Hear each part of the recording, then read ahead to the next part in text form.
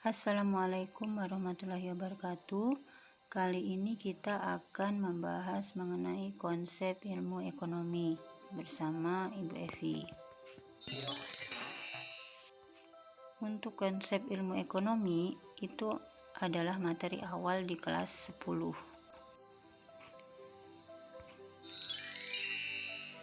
Pada bab ini kita akan mempelajari yang pertama mengenai ilmu ekonomi.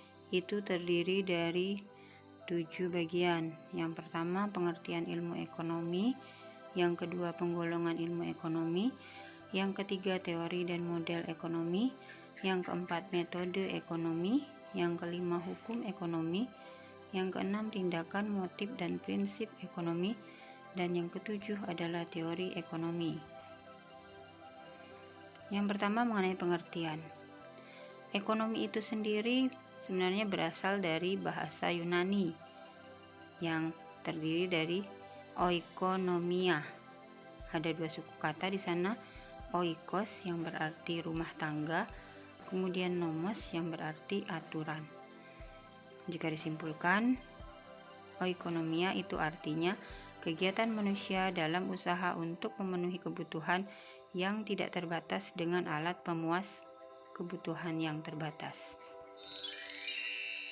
Atau dengan kata lainnya, oikonomia mengandung arti aturan yang berlaku untuk memenuhi kebutuhan hidup dalam suatu rumah tangga. Nah, selanjutnya kalian lihat itu ada gambar. Siapakah dia? Gambar seorang laki-laki di samping kotak itu adalah Bapak Ilmu Ekonomi. Ada yang tahu? Yaitu adalah Adam Smith, yang dikenal sebagai Bapak Ilmu Ekonomi. Ilmu ekonomi secara sistematis mempelajari tingkah laku manusia dalam usahanya untuk mengalokasikan sumber-sumber daya yang terbatas guna mencapai tujuan tertentu. Ada beberapa tokoh ekonomi yang lain, yaitu seperti David Ricardo, Alfred Marshall, J.B. Say atau yang biasanya dikenal dengan nama lengkapnya Jean Baptiste Say, dan Paul Samuelson. Alfred Marshall. Menurut Alfred Marshall, ilmu ekonomi adalah ilmu atau studi yang mempelajari kehidupan manusia sehari-hari. Kemudian menurut J.B. Say, ilmu ekonomi adalah suatu kajian tentang peraturan yang menentukan kekayaan. Kemudian menurut David Ricardo, ilmu ekonomi adalah suatu kajian tentang hukum berbagai jenis golongan masyarakat. Dan menurut Paul Samuelson, ilmu ekonomi adalah ilmu atau studi yang mempelajari tentang kehidupan manusia sehari-hari untuk mendapat dan menikmati kehidupan. Penggolongan ilmu ekonomi. Ilmu ekonomi itu dibagi menjadi dua, ilmu ekonomi positif dan ilmu ekonomi normatif. Untuk ekonomi positif, dia terdiri dari ilmu ekonomi teori dan ilmu ekonomi terapan. Teori itu ada dua ilmu ekonomi lagi di bawahnya, yaitu ilmu ekonomi makro mempelajari ekonomi secara luas dan ekonomi mikro yang mempelajari ekonomi secara rinci. Kemudian ilmu ekonomi terapan terdiri dari ekonomi pembangunan, ekonomi politik, ekonomi pertanian, ekonomi pendidikan, ekonomi industri, ekonomi internasional, ekonomi perdagangan, ekonomi moneter. Kemudian yang kedua, teori dan model ekonomi. Teori adalah pernyataan atau sekumpulan pernyataan tentang sebab, akibat, dan aksi-reaksi. Sedangkan model ekonomi adalah pernyataan formal sebuah teori. Misalkan, rumah tangga membutuhkan perusahaan untuk memenuhi kebutuhan. Teori ini dapat digambarkan dalam model ekonomi, yaitu model siklus kegiatan ekonomi, yang bisa dilihat pada gambar berikut ini. Seperti ini gambarnya.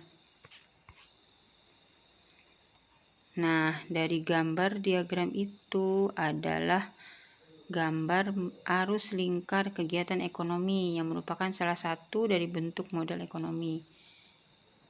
Ada yang tahu mungkin itu gambar diagram apa?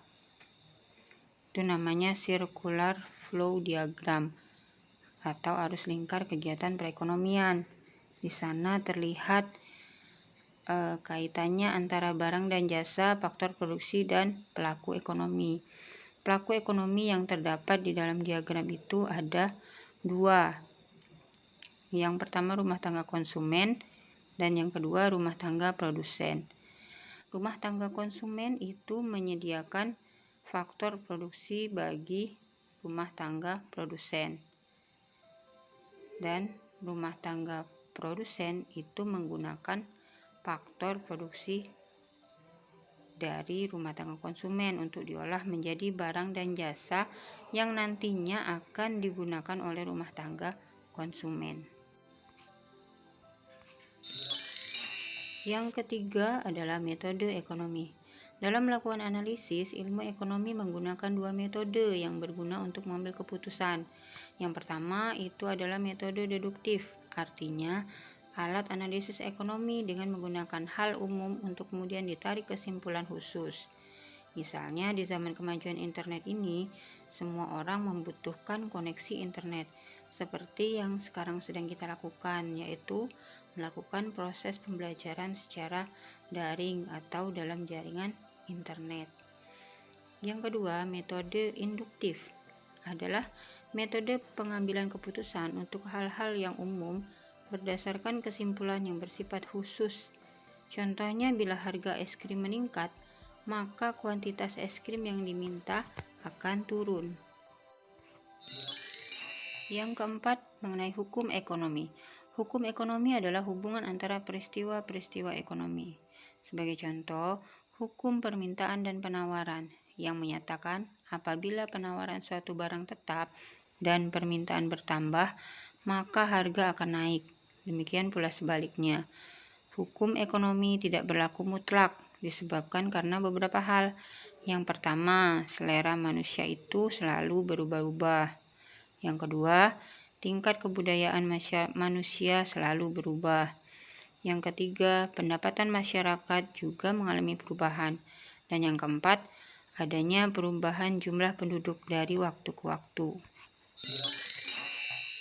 Yang kelima, tindakan, motif, dan prinsip ekonomi.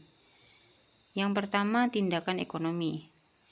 Tindakan ekonomi adalah setiap usaha manusia yang dilandasi oleh pilihan yang baik dan paling menguntungkan. Kemudian yang B, motif ekonomi adalah alasan ataupun tujuan seseorang sehingga seseorang itu melakukan tindakan ekonomi. Yang ketiga, prinsip ekonomi adalah pedoman untuk melakukan tindakan ekonomi yang di dalamnya terkandung asas dengan pengorbanan tertentu untuk mendapatkan hasil yang maksimal sehingga mencapai tujuannya.